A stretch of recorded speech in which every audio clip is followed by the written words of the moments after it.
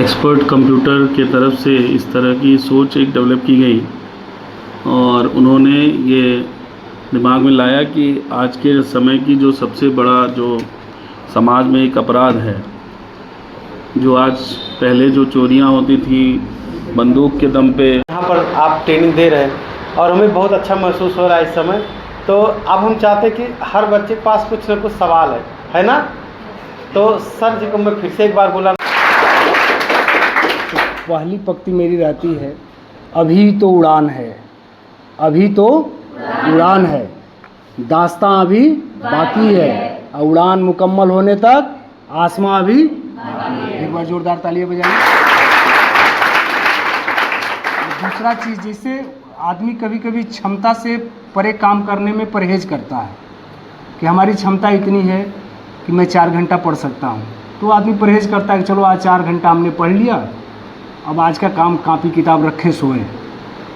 ऐसा नहीं करना, अपनी क्षमताओं को क्या करना है, पहचान करना है और उस पर जो है मुकम्मल तैयारी करके उस पर अचीव करना है, कोई चीज़ लक्ष्य बनाना है, ठीक है ना।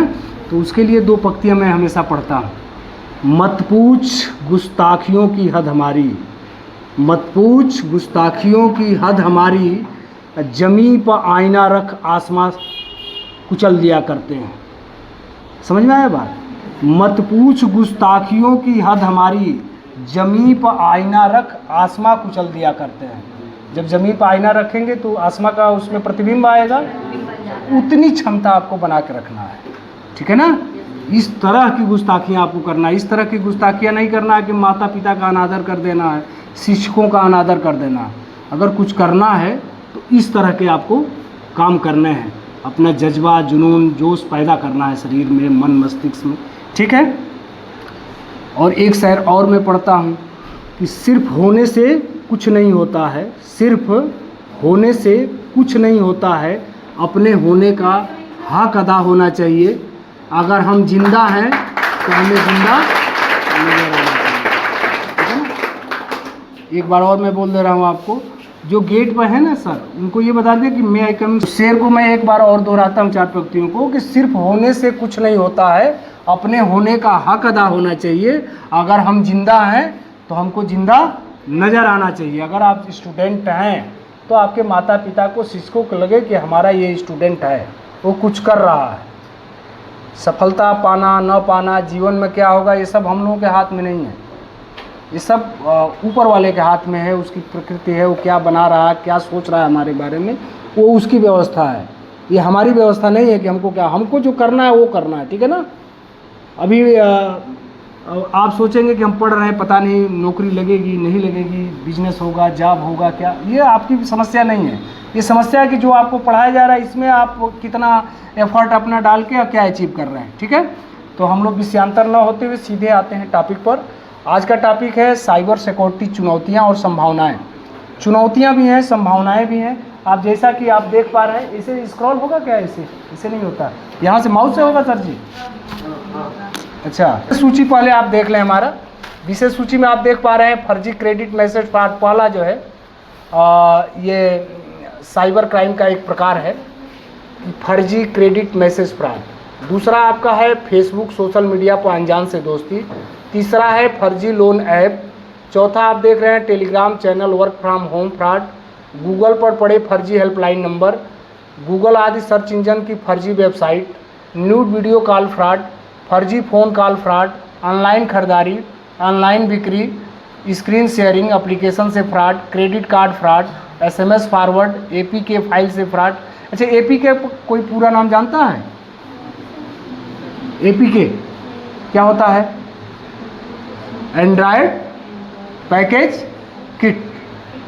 SMS का बताइए, SMS का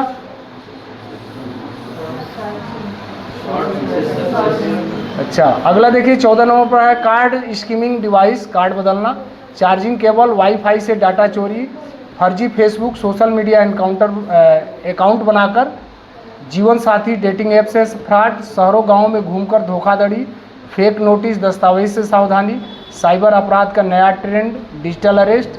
निष्कर्ष क्या करें क्या ना करें।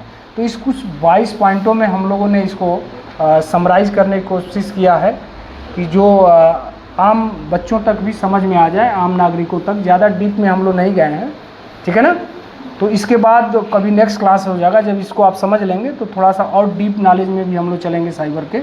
तो आप पहला जो होता है फर्जी क्रेडिट मैसेज फ्रॉड, इसको आप कैसे समझ सकते हैं। जैसे आजकल मान लीजिए कि एक मोबाइल आपके पास है और उसमें वही सिम है जो पिताजी के बैंक अकाउंट में दिया गया है नंबर, उस पर मैसेज आएगा मोबाइल पर, और मैसेज हूबहू वैसे ही आएगा जैसे बैंक का मैसेज आता है, 20,000 क्रेडिटेड का मैसेज आएगा। आदमी खुश होता है जब क्रेडिटेड का मैसेज आता है, और डेबिटेड का मैसेज आता है तो आदमी निराश होता है। पैसा आ गया खाते में, आदमी खुश हुआ, देखा 20,000 आ गया। तो आप मोबाइल रखे हैं, आपने देखा कि हमारे ये तो मोबाइल नंबर मेरे पापा का है और ये बैंक में ऐड है, मैसेज आ गया 20,000 का, आप खुश होंगे। खुश होने एकदम हूबहू बैंक का जैसे मैसेज आता है वैसे आता है। थोड़ी देर के बाद आप पर एक फ़ोन कॉल आएगा, और AI का नाम सुना आप लोगों ने? AI की मदद से आपके चाचा रिश्तेदार किसी की क्लोनिंग आवाज़ में आवाएगा, बेटा वो पापा से आपके हमने जो है 2,000 रुपया परसों लिया था और आज वापस करना था, मैं 2,000 आपको वापस किया हूँ, वो 20,000 चला गया है। क्या चला गया है? 1 0 ऐड हो गया। ऐसा करो, मेरे 18,000 वापस कर दो इसमें से। आप जो है 18,000 जब भी वापस करेंगे उस अकाउंट से 18,000 चले जाएंगे, लेकिन आपके अकाउंट में न 2,000 आया है ना 20,000। इसको क्या कहते हैं? फर्जी क्रेडिट मैसेज फ्रॉड। ठीक है, सिंपल भाषा में बात समझ गए हमारी।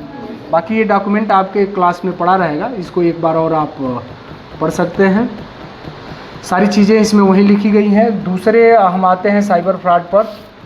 दूसरा है फेसबुक, सोशल मीडिया पर अनजान से दोस्ती। इस चीज़ आप लोग जान ही रहे हैं, हर आदमी मोबाइल लिया तो फेसबुक अपने आप रहता है उसमें। कभी कभी लोग जब अपना जीमेल से आप उसको अटैच कर देते हैं तो वो चालू हो जाता है, और चालू हो जाता है तो तमाम फ्रेंड रिक्वेस्ट कभी कंफर्म करने के लिए आता है, कभी ऐड फ्रेंड करने के लिए आता है फेसबुक पर ना। और इसमें ख़ास तौर से जो चीज़ें आ रही हैं वो ये आ रही हैं, जिस एज में आप लोग हैं उस एज में हम लोग भी कभी रहे हैं, तो उस एज का ये महसूस होता है कि आप जैसे पढ़े होंगे थ्योरी में अपोजिट जेंडर अट्रैक्शन होता है ना। बात समझ पा रहे हैं हमारी? अपोजिट, जैसे आप नॉर्थ पोल साउथ पोल है, दो पोल को एक साथ मिलाएंगे तो दूरियां बढ़ती हैं। अपोजिट अगर पोल्स रहते हैं तो आपके अट्रैक्शन होता है। चुंबक वाला आपने देखा होगा ना, मैग्नेट वाला। तो उसी तरह से आप अगर बॉयज़ हैं तो आपको गर्ल का फ्रेंड रिक्वेस्ट आ रहा है तो आपको लग रहा है कि कोई गर्ल फ्रेंड रिक्वेस्ट भेज रही है। गर्ल्स हैं किसी बॉयज़ का, तो एक तो इस तरह का अनजान लोगों से आपको फ्रेंड रिक्वेस्ट स्वीकार नहीं करना है, कन्फर्म नहीं करना है, ऐड नहीं करना है। दूसरी चीज़ इसमें एक और चीज़ आती है, कोई विदेशी व्यक्ति फ्रेंड रिक्वेस्ट भेजता है तो आपको लगता है कि ये तो बहुत अमेरिका का रहने वाला, ब्रिटेन का है, इससे फ्रेंडशिप कर लेते हैं। या कभी कभी लगता है बहुत अमीर आदमी दिखाएगा, इस कंपनी का मैं मालिक हूँ, ये बड़ी संस्था चलाता हूँ। तो आदमी किसी लुभावने में आके, चाहे इमोशन से चाहे लुभावने में आके फ्रेंड रिक्वेस्ट स्वीकार कर लेता है। फिर बातें होती हैं, मैसेजिंग होता है, चैटिंग होता है। अब तो फेसबुक से भी कॉलिंग हो रहा है, हाँ, स्नैपचैट से तो पहले से होता आ रहा, अब इससे भी हो रहा है, फेसबुक से भी हो रहा है। कॉलिंग होने लगती है, बातचीत होने लगती है। तो 6 महीना साल भर वो टाइम देता है जो साइबर क्रिमिनल है, आपको पूरा लंबा समय देता है आपको, चाहे आप बॉयज़ हों चाहे गर्ल्स हों, उस तरह के वो साइबर क्रिमिनल्स वहाँ बैठा है, लंबा समय देगा आपको, एकदम फ्रेंडशिप बना के तब आपको लूटेगा। हो सकता है उसमें आपके न्यूड फोटो वीडियो बातचीत में ले ले, हो सकता है आपके परिवार का डिटेल ले ले, पूरा सारी चीज़ें, शादी तक का भी बात आ जाती है। तो बहुत इस चीज़ों पर आपको सतर्क रहना है। उसी तरह से फर्जी लोन ऐप तीसरा जो आप देख रहे हैं, तो ये फर्जी लोन ऐप में भी आपको मैसेज आता है कि आप कहाँ परेशान हैं।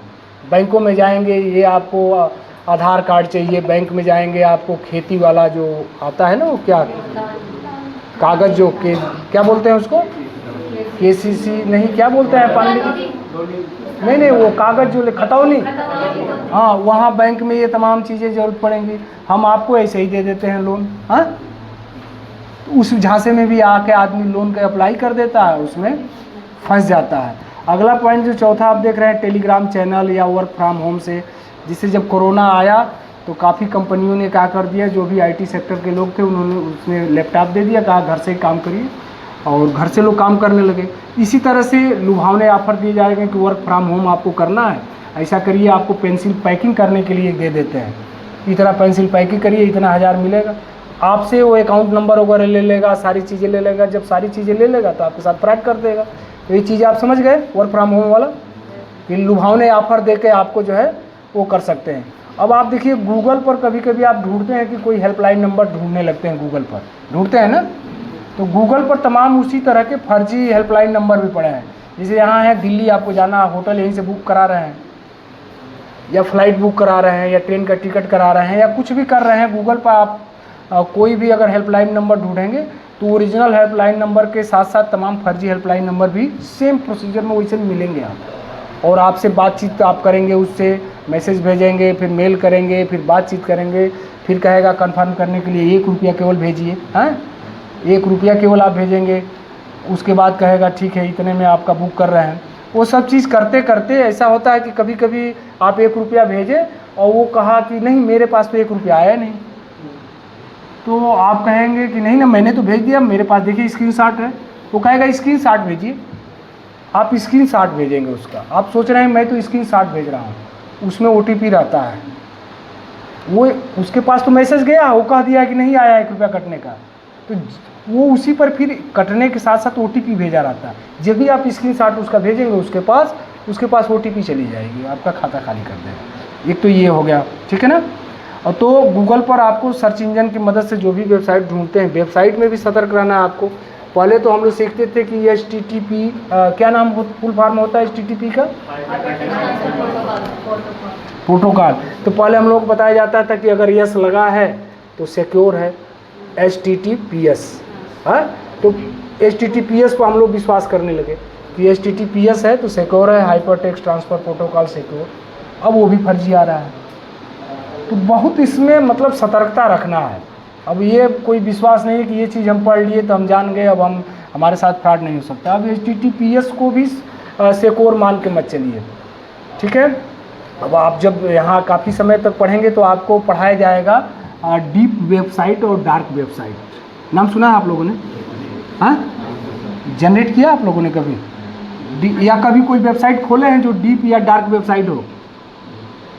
तो डार्क और डीप वेबसाइट खासतौर से इसका कंसेप्ट नाइजीरिया से शुरू हुआ।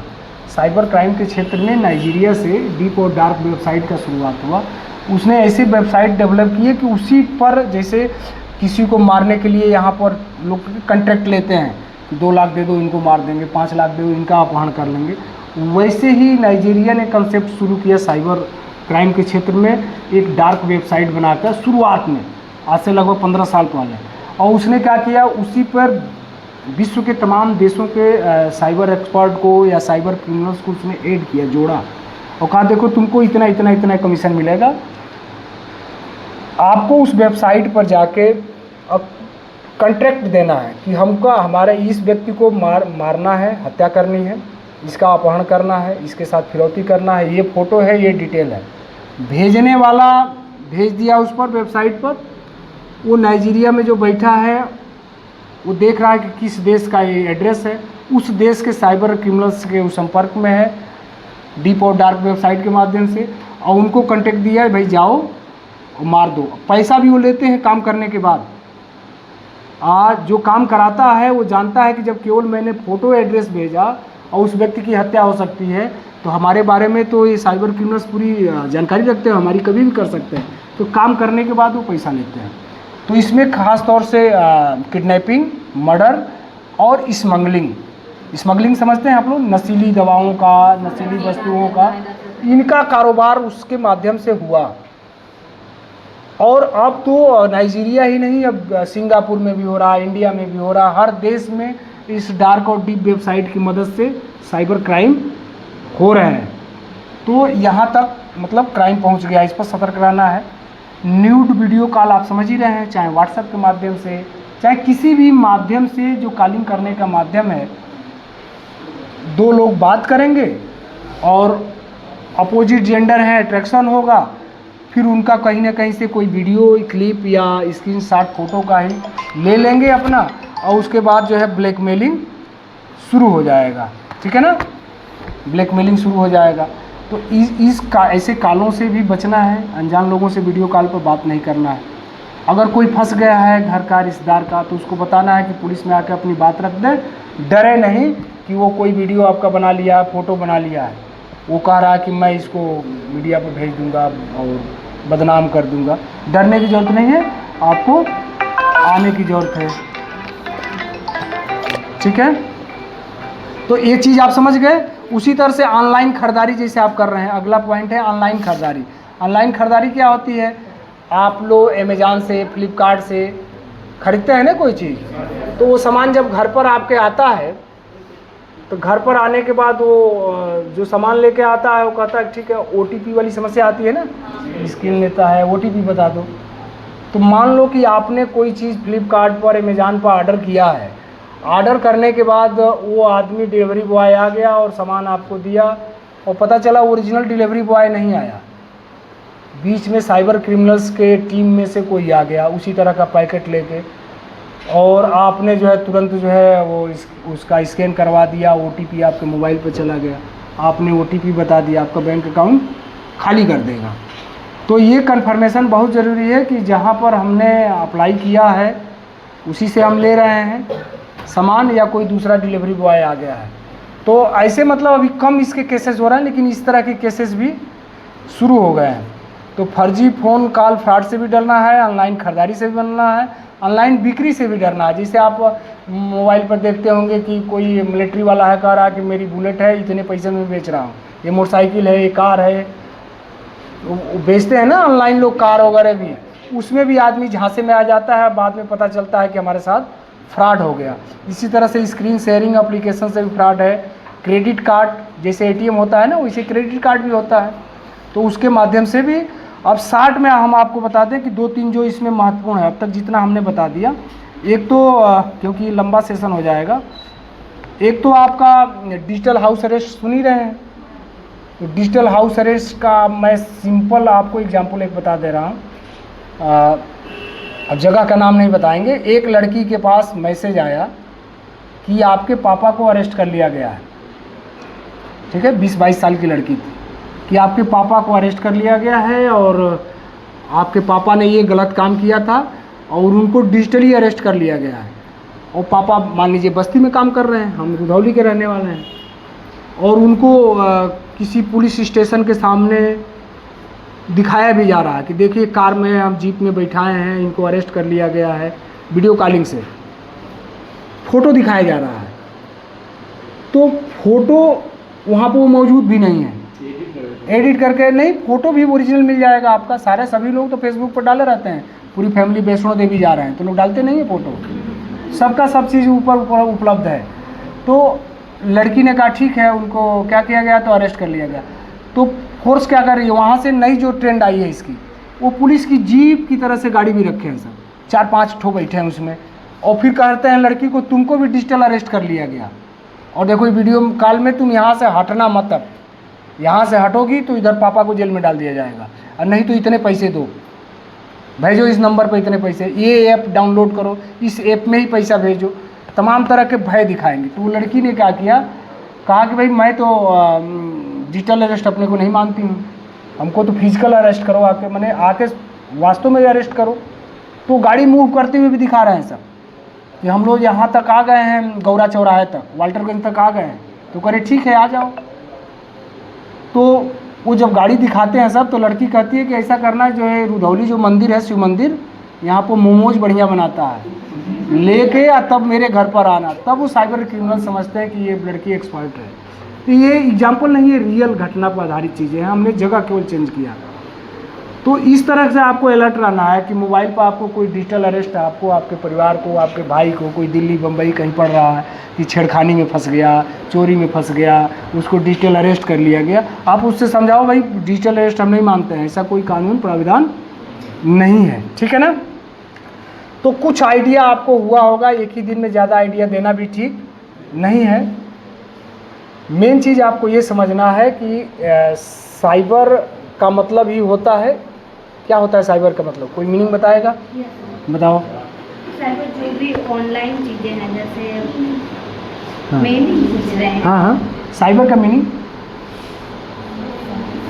जैसे साइबर सिक्योरिटी की हम बात कर रहे हैं ना यहाँ पर, तो साइबर का मतलब क्या है? साइबर का मतलब होता है जितनी भी ऑनलाइन चीज़ें हो रही है हाँ हाँ वो साइबर के अंतर्गत आ जाती है। हाँ। और सिक्योरिटी का मतलब होता है उस पर लॉक लगाना, प्राइवेसी सुरक्षा। लगाना। ठीक है, और कोई बच्चा साइबर का मीनिंग, नेटवर्क का मीनिंग बताओ। नेटवर्क क्या होता है? ये मोबाइल, ये है ना, लैपटॉप है, ये लैपटॉप है, ये भी एक इलेक्ट्रॉनिक डिवाइस है। क्या बोलते हैं इसको? Electronic board, panel. ये दोनों एक दूसरे से जुड़े हुए हैं, हाँ जुड़े हैं ना। Yes, sir। और मेरे देखो, ये हमारे पास ये रिकॉर्डर है और वहाँ पर जो है ट्रांसमीटर है मोबाइल में लगा हुआ, देखो जो रिकॉर्ड कर रहा है, और दोनों में बीच में कोई तार भी नहीं है, और हमारी बात वहाँ मोबाइल में रिकॉर्ड हो रही है बिना तार के ही हो रहा है ना। ये दोनों भी जुड़ गए हैं। तो नेटवर्क और साइबर को समझना बहुत आसान है। इतना समझना है कि कोई भी ऐसा डिवाइस जिससे किसी भी प्रकार का कम्युनिकेशन, किसी भी प्रकार का डाटा का आदान प्रदान अगर हो जाता है तो समझिए कि वो नेटवर्क हो गया। किसी प्रकार का डाटा, मेल, बातचीत, टेक्स्ट अगर आदान प्रदान हो रहा है और वह कुछ कंप्यूटर की तरह से काम कर रहा है तो वो नेटवर्क है, वो साइबर है। साइबर एक प्रकार का, जैसे www आप नाम सुने होंगे, वर्ल्ड वाइड सुनते हैं ना, तो ये विश्वव्यापी एक यूनिवर्सल शब्द दे दिया गया साइबर। नेटवर्क को ही एक विश्वव्यापी, विश्व स्तर पर जो शब्द यूज होने लगा वो हो गया साइबर। साइबर कोई क्राइम नहीं है, साइबर नेटवर्क है, लेकिन विश्व स्तर पर हर देश इस शब्द को यूज करने लगे तो साइबर हो गया। इंडिया में हम नेटवर्क यूज करते हैं, किसी देश में कुछ और नाम देते हैं, लेकिन जो विश्वव्यापी शब्द हो गया वो हो गया साइबर।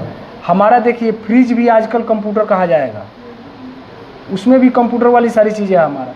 हमारा वॉशिंग मशीन भी आज कंप्यूटर है, हमारा ये जो रिसीवर है ये भी कंप्यूटर है।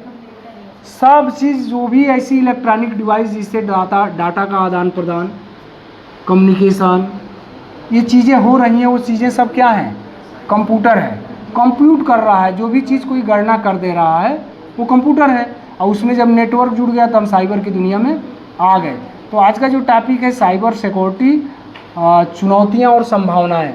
तो चुनौतियां बहुत हैं, क्योंकि अभी हम जो है ये बेसिक कंप्यूटर पर काम कर रहे हैं। किस कंप्यूटर पर काम कर रहे हैं? बेसिक। ये न्यूटनियम मैकेनिक्स पर आधारित है।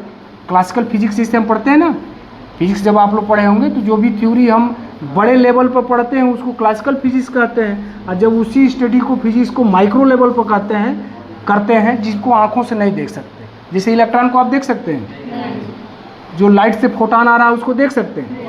तो उनकी जब स्टडी हम करेंगे तो हम उसको क्वांटम फिजिक्स के दायरे में करते हैं। कहाँ करते हैं? जब माइक्रो लेवल पर स्टडी करेंगे तो क्वांटम फिजिक्स पर, और जब बड़े लेवल पर करेंगे तो क्लासिकल फिजिक्स पर, जिसको न्यूटोनियम फिजिक्स कहा जाता है। तो ये जो कंप्यूटर हम यूज कर रहे हैं, जो आप कहते हैं 0-1 की भाषा समझता है, बाइनरी नंबर की भाषा समझता है, ये क्लासिकल फिजिक्स पर बेस्ड है, जिसका समय अब समाप्त होने जा रहा है 2-4-5 साल में।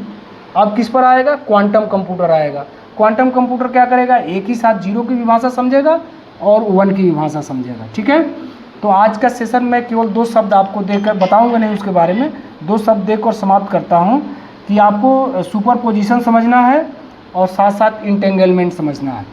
जो भी इंटर में फिजिक्स के साथ छात्र रहे हैं तो आपको दोनों चीज़ें मिल जाएंगी फिजिक्स में, मॉडर्न फिजिक्स और ऑप्टिक्स में, लाइट जो पढ़ाया जाता है, कि सुपर पोजिशन क्या होता है किसी चीज़ का और इंटेंगलमेंट क्या होता है। ये 2 चीज़ें जब आप समझ जाएंगे तो अगला जब सेशन आपका लेंगे हम, तो आपको क्वांटम कंप्यूटर के बारे में डीप नॉलेज देंगे हम, कि कैसे ये बन रहा है, कहाँ बन रहा है, कैसे काम करेगा और इससे क्या काम होगा, और फिर साइबर अपराध का फिर इसके आने के बाद क्या हासिल होगा। ठीक है ना, अभी तो AI आने के बाद व्यापकता बढ़ गई है, तो जब ये क्वांटम आ जाएगा तब क्या हासिल होगा साइबर का, आम नागरिक के लिए अच्छा होगा कि क्या बुरा होगा, उस पर हम तब लोग विचार करेंगे। ठीक है ना, तो आज आप लोगों को कुछ मज़ा आया, कुछ जानकारी हुआ, तो एक बार जोरदार तालियां बजाइए। तो आप लोगों को बहुत बहुत धन्यवाद कि आप लोगों ने बड़ी तन्मयता के साथ हमारी बात सुनी। थैंक यू, जय हिंद। एक्सपर्ट कंप्यूटर के तरफ से इस तरह की सोच एक डेवलप की गई और उन्होंने चाहूँगा सर जी के पास समय कम है, सर जी का टाइम हो चुका है, तो लेकिन फिर भी मैं सर से कहूँगा रिक्वेस्ट कि थोड़ा समय 10 मिनट सर जी और दे दें, जिससे कि बच्चे आपसे कुछ जो इनके मन में संदेह है ये दूर हो पाए। चलिए पूछिए पूछिए।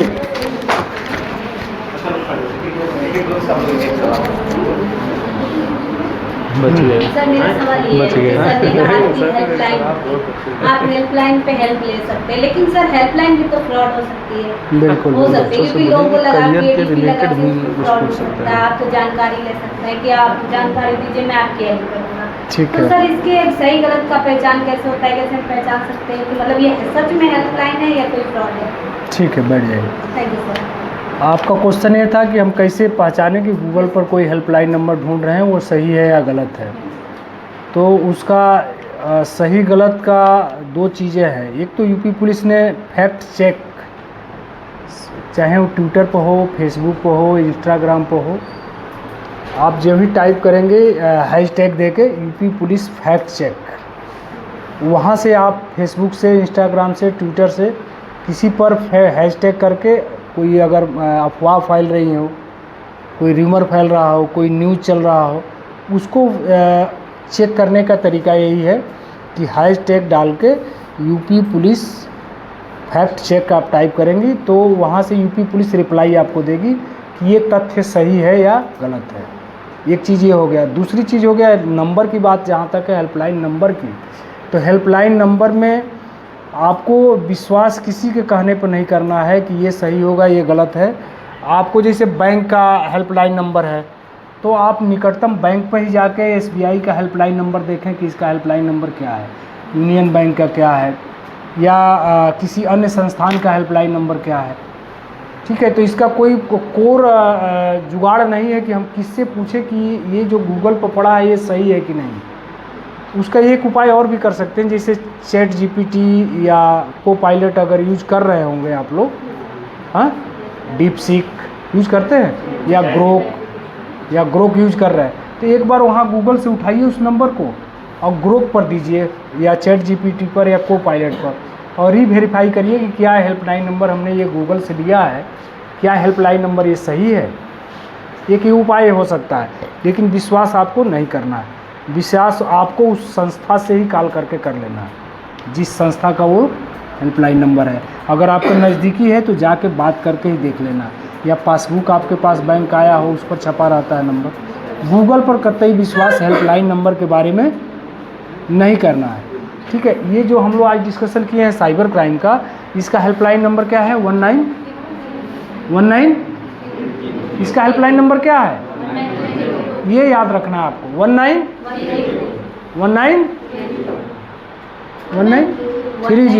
1930 ये याद रखना। अगर किसी के साथ ऐसा फ्रॉड हो गया, चाहे वो फाइनेंशियल फ्रॉड हो या मोबाइल के जरिए आपको थ्रेड या धमकी मिली हो, तो आप 1930 पर कॉल कर लेंगे और अपने निकटतम थाने पर सूचना इसका दिलवाएंगे। अगला क्वेश्चन किसी का?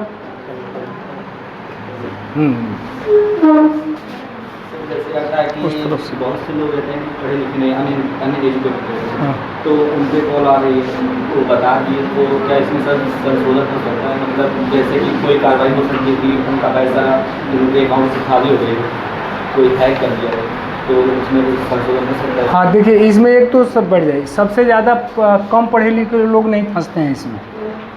साइबर क्राइम में जब भी कोई फंसता है, बड़ा आदमी फंसता है, पढ़े लिखे लोग फंसते हैं। जो गरीब होगा वो कीपैड वाली मोबाइल रखेगा, उसको क्या मतलब है आप क्या बोल रहे हैं, क्या वो कह देगा कि हमको कोई जानकारी नहीं है। इसमें जब भी फंसता है पढ़ा लिखा, सॉफ्टवेयर इंजीनियर फंसते हैं, डॉक्टर फंसते हैं, इंजीनियर फंसते हैं, पुलिस वाले फंसते हैं, पढ़े लिखे लोग जो एक्टिव है वहीं फंसते हैं। दूसरा चीज़, अगर जो आपने कहा कि पैसा चला गया तो कैसे वापस आ गया, ये जो 1930 नंबर हम बताए हैं 1930, आप फ्रॉड होने के जितना कम से कम समय में 1930 पर कॉल करके अपना डिटेल आप बता देंगे कि ये चीज़ें हमारा अकाउंट नंबर है, ये हमारे साथ फ्रॉड हुआ है, उतनी जल्दी आपका पैसा रिकवर हो जाएगा, पैसा होल्ड हो जाएगा। ठीक है ना, जिस खाते में भी गया रहेगा वहीं होल्ड हो जाएगा। जितना इसमें विलम्ब होता है, मैक्सिमम शिकायत करने का टाइम 48 घंटा है। अगर आज क्राइम हुआ तो कल परसों तक आप कंप्लेन 1930 पर कर सकते हैं। परसों के बाद वो कंप्लेन स्वीकार नहीं करेगा। जब भी आप कॉल करेंगे वो आपसे पूछेगा क्राइम हुए कितना देर हुआ, आप बताएं कि 48 घंटा 2 दिन हो गया, वो कह देगा फिर www.cybercrime cybercrime.gov.in पर कंप्लेन रजिस्टर्ड करें। 2 चीज़ें हैं कंप्लेन रजिस्टर्ड करने के, एक तो है 1930 और दूसरा है www.cybercrime.gov.in। तो 48 घंटा से एबव हो जाता है तो इस पर आप ऑनलाइन रजिस्ट्रेशन करेंगे, 48 घंटा से कम है तो 1930 पर कॉल करेंगे। जो ही आप बताएंगे आपका जो नज़दीकी थाना आएगा वहाँ के थाना प्रभारी के सरकारी ईमेल आईडी पर वो मैसेज तुरंत आ जाता है कि ये व्यक्ति आपके यहाँ का कंप्लेन किया है, ये घटना घटी है। दूसरा, उस जिस बैंक में पैसा गया रहेगा उस पैसे वहीं पर वो होल्ड कर देगा। लेकिन क्रिमिनल्स क्या करते हैं कि आपके पैसे से पैसा ट्रांसफ़र कराए, दूसरे खाते में भेजे, तीसरे खाते में भेजे, चौथे में भेजे और जाके किसी शॉपिंग मॉल में खरीदारी कर लिए, तो खरीदारी करने के बाद फिर पैसा नहीं मिले। तो कोशिश करिए कम से कम समय में कॉल हो जाए। और किसी का क्वेश्चन? हाँ, कैरियर, साइबर सिक्योरिटी में कैरियर देखिए, एक तो पुलिस विभाग में ही साइबर सिक्योरिटी में कैरियर है। पुलिस विभाग में साइबर सिक्योरिटी की आवश्यकता है, इसके लिए बाकायदा अपॉइंटमेंट होता है, गवर्नमेंट अपॉइंटमेंट करती है। और हमारा जो है टेक्निकल विभाग लखनऊ में है, वहाँ पर तमाम कंप्यूटर इंजीनियर जो साइबर सिक्योरिटी फील्ड में काम किए हैं या उन्होंने पढ़ाई किया है, जिसे आप कंप्यूटर साइंस जब पढ़ेंगे तो उसके कई शाखाएँ हो जाती हैं। एक AI माध्यम से पढ़ेंगे, आप AI पढ़ते हैं, आर्टिफिशियल इंटेलिजेंस, कोई साइबर सिक्योरिटी, कोई बिग डाटा, कोई बिजनेस, तमाम तरह कोई क्लाउड कंप्यूटिंग पढ़ता है। तो इसका स्कोप मिलिट्री में भी है, पुलिस में भी है, और हर बैंक अपने बड़े लेवल पर मुख्यालय पर साइबर एक्सपर्ट लग रहा है ताकि उसके डाटा को हैक नहीं किया जा सके, ठीक है। और सरकार भी हैकर्स रखती है, अच्छे हैकर्स। हैकर्स 2 प्रकार के होते हैं, गुड हैकर और बैड हैकर। तो अच्छे हैकर्स को सरकार भी रखती है अपने कामों के लिए, इसका स्कोप बहुत बड़ा है। दूसरा, जैसे आपने बताया जो डार्क वेब है, इस पे क्राइम होता है, इस क्राइम को रोकने के लिए कोई उपाय है या नहीं? काम किया जाता है उस पर बड़े लेवल पर, जैसे हम लोगों की जानकारी से ऊपर की चीज़ें हैं वो, जैसे डार्क वेब और डीप वेब जो वेबसाइटें हैं हम गूगल पर, क्रोम पर नहीं खोज सकते हैं, उसके लिए अलग क्या चीज़ आता है, क्या नहीं, वेबसाइट तो है वो, किस पर खोजते हैं उसको, किस पर, ये बता रहा है टार्क पर, उसको टार्क पर खोजते हैं, ठीक है। इस गूगल और क्रोम पर वो नहीं मिलेगा। तो उसके लिए थोड़ा सा जो नॉलेज, डीप नॉलेज वाले लोग होते हैं इस कंप्यूटर के क्षेत्र में, वो लोग इस पर काम करते हैं। सरकार इस पर काम करा रही है, ठीक है ना, गवर्नमेंट काम करा रही है। और क्वेश्चन कोई? तो सर सेशन समाप्त किया जाता है, बच्चों के साथ एक फ़ोटो हम लोगों का हो जाए। आज साइबर सिक्योरिटी चुनौतियां और संभावनाएं विषय पर इस एक्सपर्ट कंप्यूटर ट्रेनिंग संस्थान के डायरेक्टर श्री मनोज सोनी जी का हम हृदय से आभार करते हैं, जिन्होंने ये अवसर प्रदान किया कि हम आप लोगों के बीच में आएँ। हम आभार प्रकट करते हैं श्री सुशांत पांडे जी का, प्रबंधक प्रेक्सिस विद्यापीठ, जो हमेशा ही रधौली पुलिस के साथ एक भाई के रूप में अपना कंधा दे रहे हैं, जिसके कारण ही आज जो ये साइबर सिक्योरिटी पर हम कार्यक्रम करने जा रहे हैं, विगत 4 महीने से लगातार इनका योगदान रहा है। इनके स्कूल में भी कई कार्यक्रम चलाए गए, थानों पर भी जो कार्यक्रम चलाए गए, चाहे वो निबंध प्रतियोगिता का कार्यक्रम हो जिसमें आपके सर द्वारा ही सारी कापियाँ जांच की गई थी, तो इनका भरपूर सहयोग रहा है। और निश्चित रूप से ये प्रेक्सिस विद्यापीठ एक शिक्षा के क्षेत्र में नई चुनौतियाँ स्वीकार करते हुए और बच्चों को एक मुकाम हासिल कराने में सफलता प्राप्त किया है।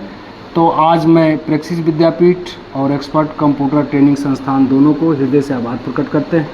आप सभी लोगों को हमारा आशीर्वाद है।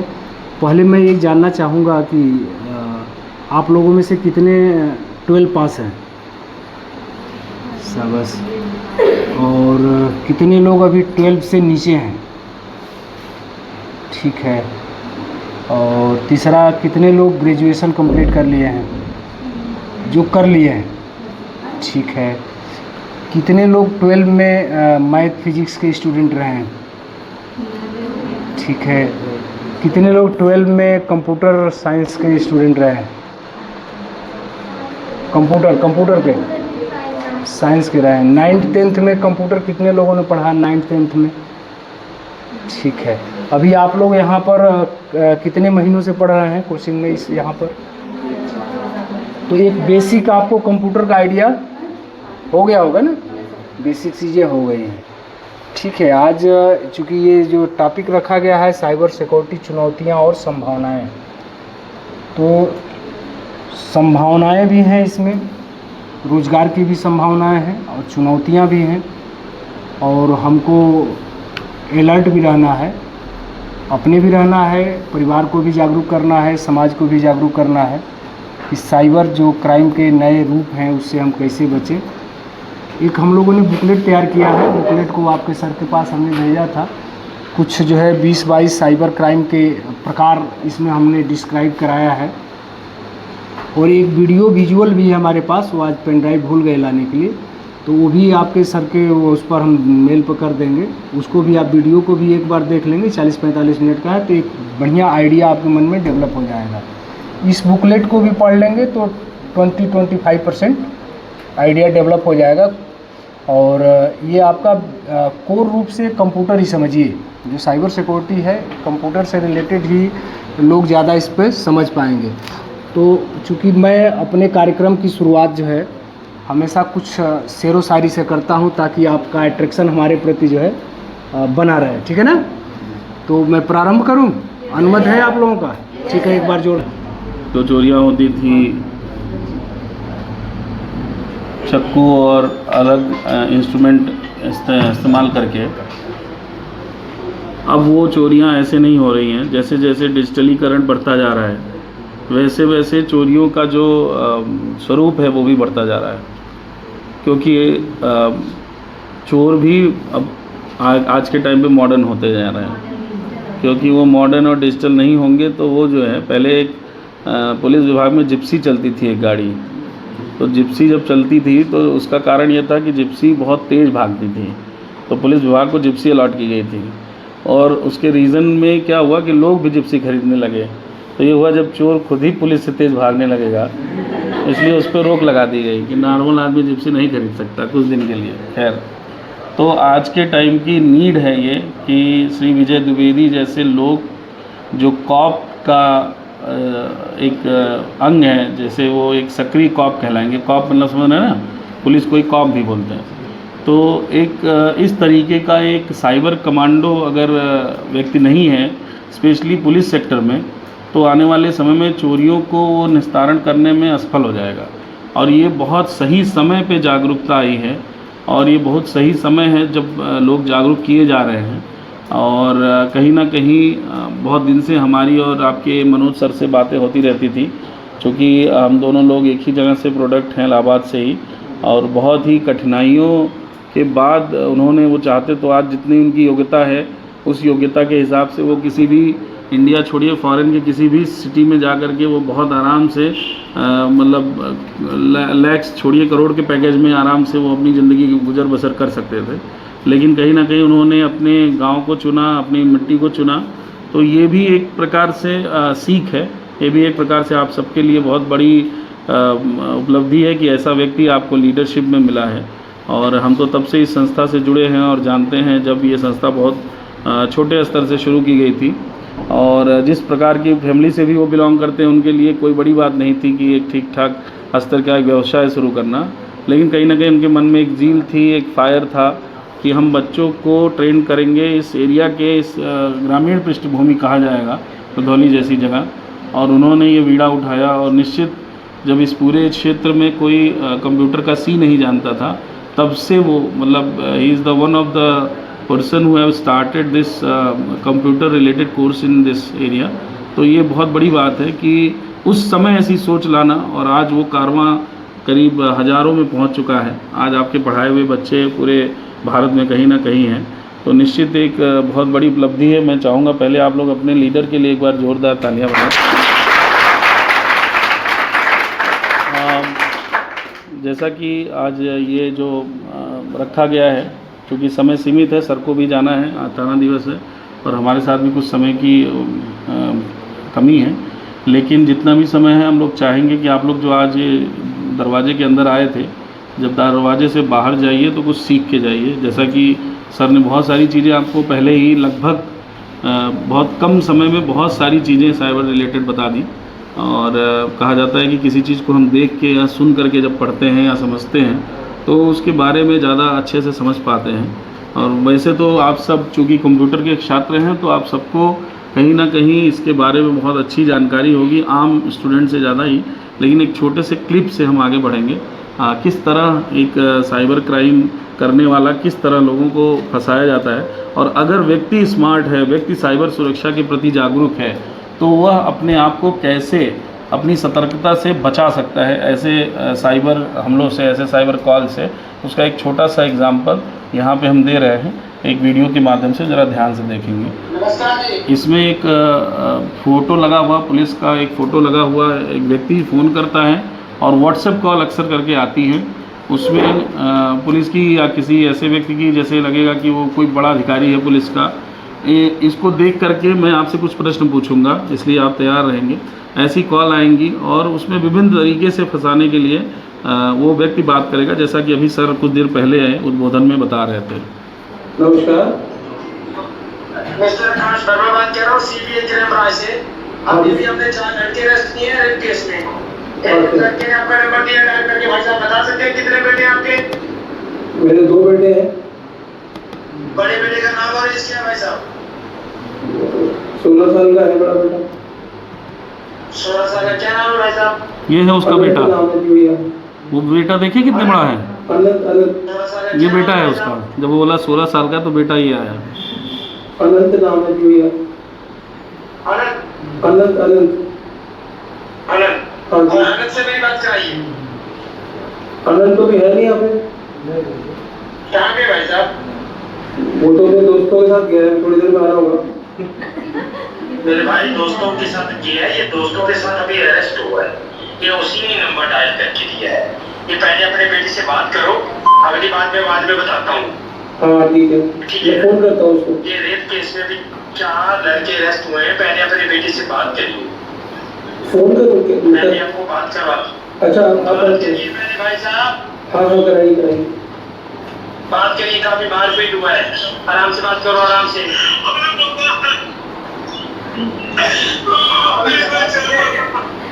बता दी। इसको लेके जाओ इसको। मेरे भाई आप मुझे ये बताइए, हाँ। ये जो आपका बेटा है, हाँ। क्या ऐसा गलत कर सकता है मेरे भाई साहब? नहीं बिल्कुल नहीं। मिलके एक लड़की का रेप किया है हाँ। और नंबर ट्रैक करके आपने ये इसको पकड़ा है। 5 मिनट पहले अरेस्ट हुए हैं रेप केस में। कहाँ पर? जो कहाँ आपका पर? बेटा है ना, हमारी कस्टडी के मुताबिक ये निर्दोष है। इसी वजह से हमने आपको कॉल किया है जानकारी देने के लिए। क्या आपका बेटा ऐसा कर सकता है भाई साहब? नहीं नहीं बिल्कुल नहीं कर सकता भैया, बिल्कुल निर्दोष है। कैसे ऐसे कैसे हो गया ये? कहाँ आपका ये से? जो बेटा है ये बिल्कुल निर्दोष है भाई साहब। अच्छा कहाँ पर है बता दो, मैं आ जाता हूँ ना अभी। सुन लीजिए भाई साहब, जी। सुन लीजिए भाई साहब, जी, जी। आराम से। आपका बेटा बिल्कुल निर्दोष है। जी। अभी मैं अपने बड़े दरोगा जी से बात करवा रहा जी, सर। हूँ। आप लोगों ने थोड़ा रिक्वेस्ट करके ना जी। इसको छुड़वा लेना है। ठीक है सर। अगर आगे चला गया ना तो हाँ जी। आपके बच्चे के लिए बहुत प्रॉब्लम बन जाता है। ठीक है? जी, सर, तो जी, सर। हमें भी लग रहा है ये निर्दोष है, इसी वजह से हमने आपको कॉल किया है। ठीक है ना? जी सर प्लीज हेल्प करो सर। इधर वाली बात करो। नमस्कार नमस्कार सर। नमस्कार सर, क्या कैसे हो गया सर ये लोग? भाई साहब देखिए, आपका जो बेटा है 17 साल की लड़की है जिसका बलात्कार हुआ है। ठीक है? और भाई साहब 2 दिन पहले हुआ, ये 5 मिनट पहले बेटा अरेस्ट हुआ है। अभी ये बताइए छुड़ाना है या आगे लेके जाओ उसको? नहीं सर मैं लेके जाऊँगा, आप बता दीजिए, मैं आ जाता हूँ सर। भाई साहब कहीं आने की जरूरत नहीं है, बेटा अभी चाहिए आपको? हाँ सर बिल्कुल। अरे क्यों नहीं चाहिए सर, मैं तो बेटा भाई साहब छोड़ भी देंगे और बेटे से आराम से बात भी करवा देंगे। इसके लिए आपका पेमेंट लगेगा। इमरजेंसी आपको अर्जेंट पेमेंट करनी पड़ेगी। 5-10 मिनट के अंदर कर पाएंगे आप? कर दूंगा सर। कहाँ करनी बता दो, मैं आ जाता हूँ सर गाड़ी लेके अभी। भाई साहब कहीं आने की जरूरत नहीं है आपको। आपके बेटे से बात करवा देंगे और आपके बेटे को छोड़ देंगे। कम से कम 50,000 रुपये लगेगा। ऑनलाइन पेमेंट करनी पड़ेगी, गूगल पे या फोन पे, पेटीएम से। कर पाओगे आप? सर ऑनलाइन सब कर दूंगा सर आप, लेकिन मेरी बात पे करा दो। ऐसे कैसे हो गया सडनली? अभी तो ठीक ठाक गया था 6 बजे 7 बजे का। सुनिए ना जरा आप, बात सुन लीजिए ना। जी सर। बेटा आपका निर्दोष है, इसी वजह से आपका नंबर दिया है, आपको कॉल किया मैंने। अभी इन्वेस्टिगेशन चल रही है, उसकी फिंगर वगैरह चेक किए जा रहे हैं कि आपका बेटा निर्दोष है, किसने लड़की के साथ कोई मतलब टच तो नहीं किया ना, कोई दिक्कत तो नहीं है, इसी वजह से उसका इन्वेस्टिगेशन चल रहा है। अगर बेटा चाहिए आपको, मैं बेटे से आराम से बात करवाऊंगा। अगर बेटा आगे चला गया तो जानते रहिए बहुत बड़ी प्रॉब्लम खड़ी आएगी, और आप जानते रहिए भाई साहब ब्लॉक पर लगाओगे तब भी आपका बेटा जल्दी नहीं मिलेगा आपको। अगर बेटा चाहिए, मैं नंबर दे रहा हूँ, जिस नंबर पे गूगल पे, पेटीएम और फोन पे, उससे जब उससे पेमेंट करोगे, पेमेंट करने के बाद आपका बेटा जो है ना, उससे बात करवा देंगे और उसको छोड़ देंगे। सर लेकिन सर अगर आप कह रहे हो निर्दोष है तो सर फिर पैसे देने वाली क्या बात है सर? फिर ऐसे ही छोड़ दो ना सर प्लीज। जहाँ 7 लड़के अरेस्ट किए हैं ना, जी सर। वो बोल रहे हैं कि ये भी इन्वॉल्व है इसमें। कैसे बात कर रहे हैं आप? सर उसके साथ तो आगे लेके आओ। सर प्लीज सर एक मिनट सर, मेरी बात तो सुन लो सर, प्लीज मेरी बात सुन लो सर ऐसे मत करो सर प्लीज। Hello sir. अगर भाई साहब बेटा चाहिए, दूसरी बात नहीं चलेगी। नंबर नोट कीजिए, 50,000 रुपए गूगल पे, फोन पे, ये पेमेंट पे करने के बाद बेटे से आपसे बात करवाता हूँ, इसको छोड़ दूंगा। रोहित नंबर दीजिए जरा, ये नंबर दीजिए। सर आप बात कहाँ से करो सर? मैं आ जाता हूँ ना सर, मिल के बात कर लेता हूँ सर आपसे। क्या सिफारिश करवानी है आपको? सर मैं आकर के बात कर लेता। एनीवे तो थोड़ा लंबा है, लेकिन अभी इस पर नहीं जाएंगे। तो अगर हम ध्यान से देखें तो कितनी सारी गलतियां उसने की है, और चूँकि वो व्यक्ति सतर्क था तो उसने सब चीज़ें जान ली। साइबर अपराध जब भी होते हैं तो वहाँ पे जो सबसे ज़रूरी चीज़ है वो है सतर्कता, और आपका खुद का सतर्क होना। तत्काल में कई लोग अपने ऊपर उन्होंने, जैसे उनको बेटे के लिए कॉल आई तो उस समय उनको पहले अपने बेटे से बात करनी चाहिए, सच में उनका बेटा कहाँ है। और यह केस आपके रुधौली में भी यहीं धरेला गांव में हुआ है, जिसमें 50,000 रुपये लिए गए थे। यहीं धरेला गांव एक है, वहीं आसपास धरेला या उसी के पास किसी गांव में हुआ, और ऐसा केस हो चुका है। ये एक प्रकार है। आप जिस चीज़ में आप वर्क कर रहे हैं, जिस सेक्टर में हैं, जैसे कि आप अभी बोर्ड एग्ज़ाम दिए, बोर्ड एग्ज़ाम को लेकर के फ़ोन आ जाएगा कि आपके नंबर कम हैं, आप बढ़ाना चाहते हैं क्या। सबसे ज़रूरी चीज़ है सतर्कता, सबसे ज़रूरी चीज़ है, और ज्ञान कि यदि आपको कुछ इस तरह आप जानते हैं पर डे 3,000 केसेस हो रहे हैं ऐसे cyber attacks, per day 3,000 cyber attacks, और भारत विश्व में तीसरे नंबर पे है साइबर अटैक्स में। विश्व में हम तीसरे नंबर पे आते हैं। सरकार ने बहुत सारे ऐसे मुहिम शुरू किए हैं, जिसमें आप ट्विटर पे एक साइबर दोस्त करके एक हैंडल चला हुआ है। यदि आपको अपनी कोई समस्या है, कोई भी ऐसी बात है जहाँ पे इस तरह की कोई भी जानकारी या आपके जानने में संज्ञान में आती है, आप उस पर अपना बात लिख सकते हैं, उस पर तुरंत कार्रवाई होगी। आप लोग पुलिस के माध्यम से एक डिजिटल वॉरियर्स करके एक शुरुआत की गई है अभियान की, जिसमें चूँकि एक ऐसा ये कार्यक्रम है और इस तरीके से ये साइबर अटैक्स हो रहे हैं कि उसमें पूरी फोर्स भी लगा दी जाए, तो उसमें चूँकि हथियारों से लड़ाई नहीं होती है। और ये हम आम आदमी के, चूँकि जितना अगर यूज़र्स देखा जाए तो 115 करोड़ यूज़र्स है सिर्फ हमारे यहाँ, और उसमें एक्टिव फ़ोन जो हैं वो 108 करोड़ है जो एक्टिव है। और हर घर में इसका मतलब कहीं ना कहीं फ़ोन है, और हर फ़ोन में कहीं ना कहीं वो एप्लीकेशंस हैं। तो इसका मतलब कि अटैक अगर आदमी को करना है तो आने वाला समय ऐसा ना हो कि विश्व स्तर पे भी, जैसे अभी देखिए भारत पाकिस्तान का अटैक हुआ है ना, उसमें साइबर अटैक्स भी शुरू हुए, हैकिंग करके वेबसाइट से एक दूसरे की सारी जानकारियां। आज के डिजिटल युग में सारी जानकारियां डिजिटलीकरण की वजह से हम कंप्यूटर पे, सर्वर पे, क्लाउड कंप्यूटिंग के थ्रू हम वहाँ पे रख रहे हैं, और जिसकी वजह से जो उसकी निजता है वो भंग हो रही है। और ये साइबर अटैक इसी वजह से ज़्यादा बढ़ रहा है, क्योंकि कहीं ना कहीं आम आदमी इसके प्रति जागरूक नहीं है। जब हम सब जागरूक होंगे, क्योंकि पुलिस अकेले डिजिटल वॉलंटियर बना के या पुलिस अकेले साइबर सेल बना करके उसको ठगी नहीं रोक सकती है। कहीं ना कहीं हम सबको एक साइबर पुलिस के रूप में अपनी भूमिका निभानी पड़ेगी, हम सबको सतर्क होना पड़ेगा ऐसे सभी फेक कॉल्स। और सबसे ज़्यादा ज़रूरी है आप सब स्टूडेंट्स, यंग लोग। क्यों? क्योंकि आप आज के टाइम पे बहुत सारे लोगों ने मोबाइल तो रख रखा है गांव में, लेकिन उसका इस्तेमाल नहीं जानते। उनको पता ही नहीं है कि अगर कोई फ़ोन आ रहा, आप उनको यूट्यूब में कोई फ़ोन लगा करके दे दो तो उस पर भी बात करते, कई वीडियोस पड़े होंगे, है ना, जिसमें फ़नी डिस्कशंस करते हैं। Ashish sir calling. तो कुल मिला जुला करके अगर आप एज ए यंग स्टूडेंट, आप as a young future of India, अगर आप लोगों की ये भी जिम्मेदारी है कि जो ऐसे कार्यक्रम होते हैं, जैसे सर ने बहुत सारी चीज़ें आपको बताई कि किस किस प्रकार से साइबर अटैक्स हो सकते हैं, मैं पुनः उन पे जा कर के टाइम लूँ अच्छी बात नहीं है, लेकिन आपकी एक जिम्मेदारी समाज में ये भी हो जाती है कि आप जाएं और कम से कम ऐसे लोगों को जागरूक करें, जैसे आपके घर में ही कोई ऐसी कॉल आए, या जैसे जनरल सी बात है कि रात में सब बैठ के खाना खा रहे हैं, आप अपने माँ बाप को ही धीरे से सिखा दें कि आपके ना रहने पे ये चीज़ें हो सकती है, आप घर में नहीं हैं, हो सकता है ऐसी कॉल आए, तो आप अपने माँ बाप को ही एक तरीके से जागरूक कर दिए, आप अपने किसी दोस्त को जागरूक कर दिए, गांव के किसी बूढ़े व्यक्ति को जागरूक कर दिए। तो ये 1 से 2, 2 से 4, जब तक ये श्रृंखला नहीं बनेगी, जब तक हम सब जागरूक नहीं होंगे, तब तक इनके अटैक्स को हम जवाब नहीं दे सकते। सबसे ज़्यादा ज़रूरी है कि लोगों में जागरूकता फैले ऐसे कार्य के प्रति, ऐसे लोगों के प्रति। जब वो जागरूकता ज़्यादा से ज़्यादा लोगों तक फैलेगी, तब हम ये जान कितने टाइप के फ्रॉड हो सकते हैं, टाइप ऑफ फ्रॉड्स। अब इनकी आप जैसे इस वाले क्लिप में आपने देखा होगा, कई बातें हैं जो जानने वाली हैं। पहला, भाषा का प्रयोग, किस तरह से भाषा का इस्तेमाल कर रहा है, क्या पुलिस ऐसी भाषा इस्तेमाल करेगी? सबसे पहले तो किसी को आगे से नमस्ते या कोई प्रस्ताव, Exactly. ये सब नहीं होता है। और सबसे पहले तो जो पुलिस होती है वो रिश्वत की बात नहीं करती कि आप मुझे पैसा दे दीजिए, वो भी फ़ोन पे, वो भी फ़ोन पे, क्योंकि उसको भी डर रहता है कि अगर ऐसा होगा, मेरी रिकॉर्डिंग, मेरी वॉइस, मेरी वीडियो, कहीं भी मेरी क्लिप जाती है तो मेरी नौकरी जा सकती है, तो मैं क्यों इसे। और कोई बताए, और क्या सीखा इससे?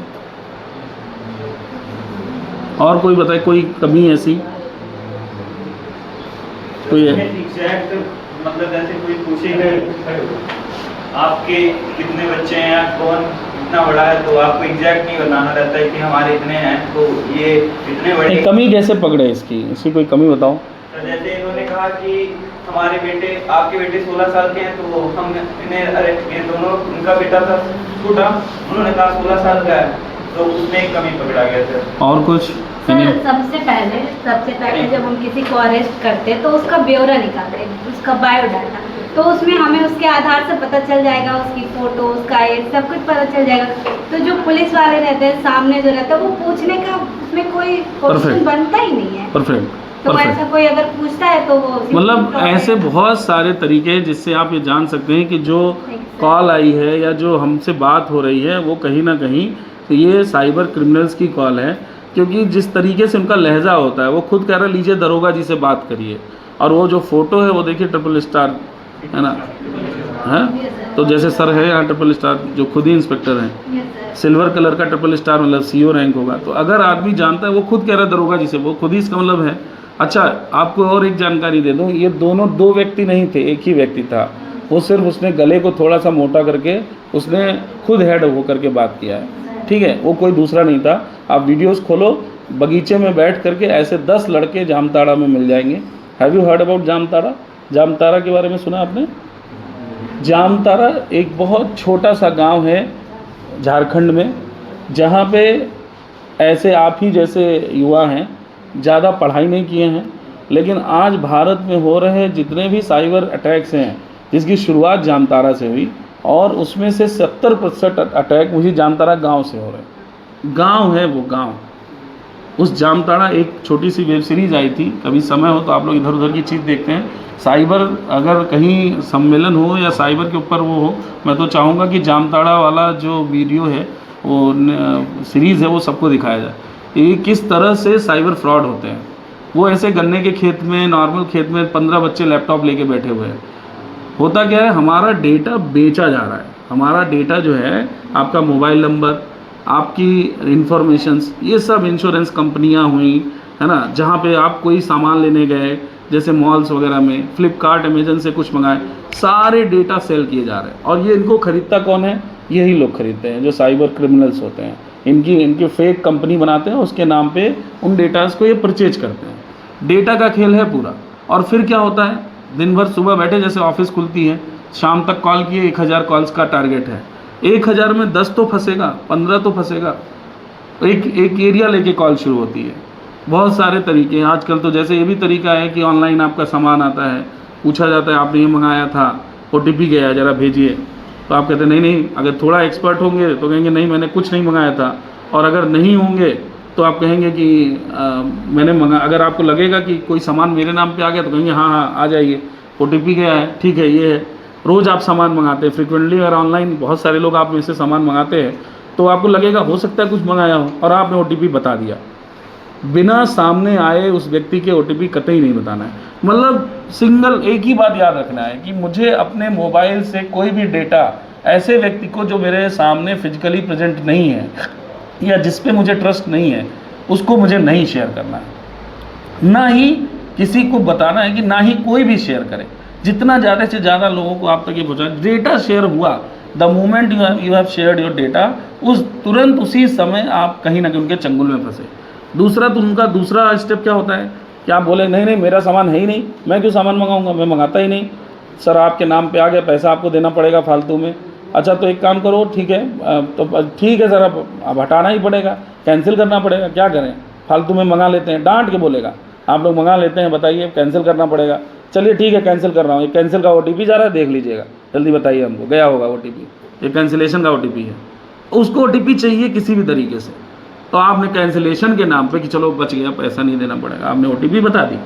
सो इसका मतलब कि उसने तुरंत आपके मोबाइल में इंटर उसकी हो गई, उसके वो तुरंत आपके घर।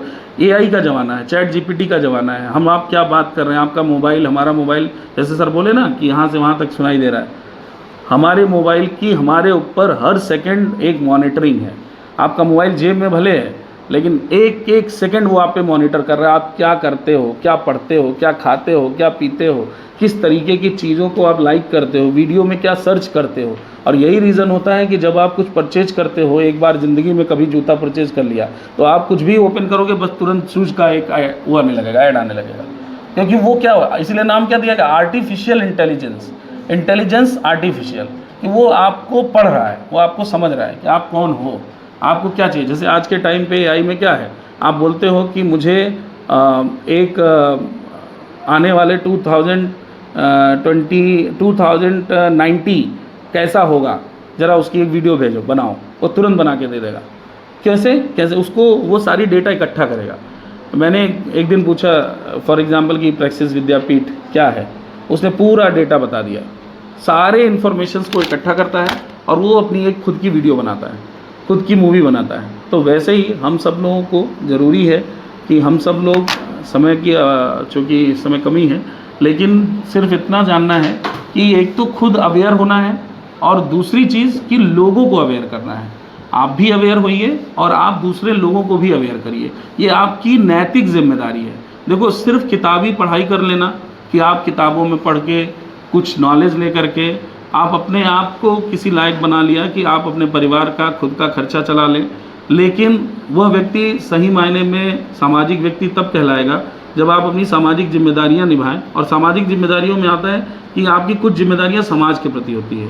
जैसे मेरी कुछ जिम्मेदारियां मेरे अपने प्रति हैं, मेरे परिवार के प्रति हैं, वैसे ही आपकी भी जिम्मेदारियां हैं अपने प्रति हैं कि आप पहले अपने पैरों पे खड़ा होइए, अपने माँ बाप का, अपने परिवार का आप मदद करें, उस लायक बने कि आपके परिवार आपसे कुछ आपसे हेल्प ले पाए। उसी तरह आपकी एक जिम्मेदारी है प्रकृति के प्रति कि प्रकृति जिसमें आप रहते हैं, समाज के प्रति, जिस समाज में आप रहते हैं, वो भी आपके लिए इक्वली इम्पॉर्टेंट है, वो भी आपके लिए उतना ही ज़रूरी है कि समाज में आप क्या योगदान कर रहे हो। जैसे बहुत सारे लोगों को, सर हैं मान लिया, सर को अगर हम देखें तो ये उनका जॉब है, ठीक है, लेकिन इस स्तर का जॉब नहीं है। शायद मैं कहना चाहूँगा कैमरे के सामने कि बहुत सारे लोग हैं जिनको ये टास्क मिला होगा इनके अधिकारियों के द्वारा, उच्च अधिकारियों के द्वारा, लेकिन जिस तरह आप तन्मयता से और पूरी शिद्दत से, पूरे मनोयोग से लग करके मतलब हर कार्य को करते हैं, ना ही सिर्फ ये साइबर अवेयरनेस, लेकिन हर कार्य को करते हैं, उस तरह शायद कुछ लोग देखने को मिलते हैं, बहुत बिड़रे मिलते हैं, जबकि उनका अपना जॉब है। चाहे तो जिस तरह और बाकी कार्यक्रम होते हैं उन कार्यक्रमों की तरह इसको भी एक कार्यक्रम बना के, एक नोटिस लगा के, फ़ोटो खींच के भेज दें अपने उच्चाधिकारियों को, लेकिन नहीं, उनकी खुद की एक कहते हैं ना ललक है, एक उनकी खुद की उत्सुकता है कि नहीं हम इस ऐसे कार्यक्रमों में जाएं, ऐसे बच्चों से बात करें, लोगों से बात करें। जब आप अभी उनके बारे में और अच्छे से नहीं जानते, आप फिजिक्स की बहुत अच्छी नॉलेज है आपके पास और अपनी खुद की आपकी नोट्स है, रात भर जग जग के अभी इस उम्र में भी आप पढ़ते हैं रोज़, ये कितनी बड़ी बात है, कितनी अच्छी बात है। तो तो ये क्या है, ये क्या है, ये है समाज के प्रति हमारी जवाबदेही, हमारी जिम्मेदारी। तो अगर आप किसी भी जगह हो, किसी भी पद पे हो, आगे चल के आप कहीं ना कहीं सेटल होंगे, आप सबको भी ये चीज़ जानना है। इस वर्कशॉप के माध्यम से आपको छोटी सी बात मैं ये भी संदेश दूंगा कि हमेशा अपने परिवार इन्हीं तक सीमित मत रहिए। कहीं ना कहीं समाज के आप अंग हैं, समाज के आप हिस्सा हैं। समाज में कौन सी ऐसी चीज़ है जहां आप छोटी सी आपकी ज़रूरत, छोटी सी आपकी अवेयरनेस हो सकता है किसी बड़े काम में आ जाए। तो कोशिश ये करनी चाहिए कि हमेशा आपको समाज की अगर नीड है तो आप समाज में क्या परिवर्तन ला सकते हैं उसके बारे में अपनी सामाजिक जिम्मेदारी भी निभाइए। और जिस तरह ये साइबर अवेयरनेस की बात की गई, आप सबको एक तरीके से आज के बाद हम चाहेंगे कि ये चीज़ें सिर्फ इस 4 कमरे तक सीमित ना रह जाए। इस कमरों के बीच में आप इसको ज़रूर आज जा कर के अपने जो भी भाई बंधु होंगे, परिवार के लोग, सबसे पहले परिवार से शुरू करिए। अपने माँ बाप को इसके फ्रॉड के जो टाइप्स हैं, कितने तरीके से हो सकते हैं। फ़ोन आ सकता है, आपको कहा जा सकता है बच्चे के द्वारा, जैसे सर ने बोला, ख़रीदारी के द्वारा, है ना, इस तरीके से आपको धमकाया जा सकता है। तो इन सब के बारे में अपने परिवार से शुरू करें और परिवार को बोलें कि वो अगले को बताए, तो इससे चीज़ें क्या होंगी, फैलेंगी। तो अब ज़्यादा टाइम बचा नहीं है, मैं सिर्फ इतना कहूँगा कि आप सब आज ये जो कार्यक्रम मनोज सर ने यहाँ पे ऑर्गेनाइज़ किया और आप सब लोगों ने भी आज अपने पढ़ाई को थोड़ा सा ब्रेक देके जो एक्चुअल पढ़ाई जो आपके काम में भी आएगी और अच्छे रूप से आएगी, उसको इस पढ़ाई के साथ साथ जो आप पढ़ रहे हैं उसमें ये आपके लिए निश्चित ही आने वाले समय में एक मील का पत्थर साबित होगी। और एक्सपर्ट कंप्यूटर के द्वारा जो आपको शिक्षा दी जा रही है, निश्चित कहीं ना कहीं ये आपको आगे आने वाले, देखो आप यहाँ से जाके दिल्ली चले जाओ, लखनऊ चले जाओ, लेकिन HTTPS का फुल फॉर्म नहीं बदलने वाला है ना। आपसे कोई 2 2 4.5 नहीं कहेगा कि 2 दूनी तो कहो 4.5 अमेरिकन पढ़ाया जाता है लखनऊ में, ठीक है। या जो यहाँ आपको ये एक्सेल सीट में पढ़ा रहे होंगे कि किस तरह इक्वल करना है, किस तरह सम करना है, तो वो चीज़ें कहीं और जाके दूसरी नहीं हो जाएंगी। तो ये आपका सौभाग्य भी है कि ऐसे संस्थाएं इस छोटे से ग्रामीण परिवेश में हो, क्योंकि विकास 2 ही तरीके से हो सकता है, या तो आप संसाधन के पास जाएं या संसाधन आपके पास जाएं। लोग दिल्ली, कलकत्ता, गुजरात क्यों जाते हैं? क्योंकि वहाँ इंडस्ट्रीज़ हैं, संसाधन है। तो या तो आप संसाधन पे जाइए या संसाधन वो इंडस्ट्रीज उठ करके बुरदौली में है। तो ये आपका सौभाग्य है कि ऐसी संस्थाएं आपके यहाँ पे हैं, तो इनका निश्चित ज़्यादा से ज़्यादा उपयोग करें। और आगे आने वाले दिनों में मनोज जी के जो ये बच्चे हैं वो अच्छे से अच्छा प्रदर्शन करें जैसे कि अभी करते आ रहे हैं। मैं प्रैक्सिस विद्यापीठ की पूरी टीम आपके हाथों को मजबूत करने के लिए हमेशा तत्पर है। और जो ये साइबर रिलेटेड जो आज ये वर्कशॉप हुआ, मैं बहुत धन्यवाद देना चाहूँगा आपको भी और सर को भी कि सर ने भी समय निकाला और आपको इस तरीके का ज्ञान दिया जिससे कि आप कुछ तो अवेयर हुए ही होंगे इसके प्रति। और इसको सिर्फ एक कहानी के तौर पे ना सुने, आने वाले समय इसका उपयोग करें, एक साइबर एक्सपर्ट बने। भ्रांति जो फैलाई जा रही है समाज में, कई ऐसे आजकल व्हाट्सएप और फेसबुक यूनिवर्सिटी जो आपकी ये है, जिसको तुरंत हम मान लेते हैं, कोई भी मैसेज आया हम तुरंत मान लेते हैं कि फर्जी आया कि यहाँ बांग्लादेश में हो रहा है अत्याचार या कुछ भी ऐसी बात, तुरंत किसी चीज़ पे विश्वास ना करें। आप सचेत और जागरूक युवा हैं, आप उसको खोजें, उस वीडियो से रिलेटेड कुछ कीवर्ड डालें। जब कोई वीडियो बनाया जाता है यूट्यूब पे या कहीं पे, तो उसको कीवर्ड डाला जाता है कि कैसे उसको खोजा जाएगा। जब आप कभी वीडियो बनाए हो तो आपको पता होगा, कीवर्ड्स डालते हैं कि इस वीडियो को खोजने के लिए क्या कीवर्ड डालेगा व्यक्ति, तब मिलेगा।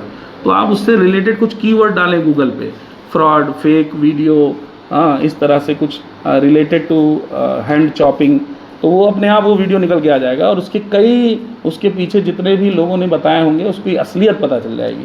तो आप किसी भी चीज़ को तुरंत ना मान लें कि देखो ऐसा वीडियो आया है तो फॉरवर्ड कर दें, नहीं, उससे समाज में और ज़्यादा भ्रांतियाँ फैलेंगी, जिससे समाज विघटित होगा।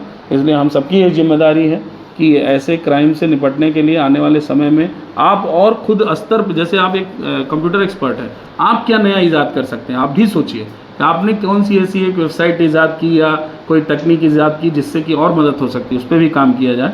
तो ये हम लोगों के लिए एक सौभाग्य होगा। तो हम इसी के साथ मैं चाहूँगा कि आप सब आगे बढ़ें और मेरी तरफ से आप सबको बहुत बहुत शुभकामना। जय हिंद, जय भारत।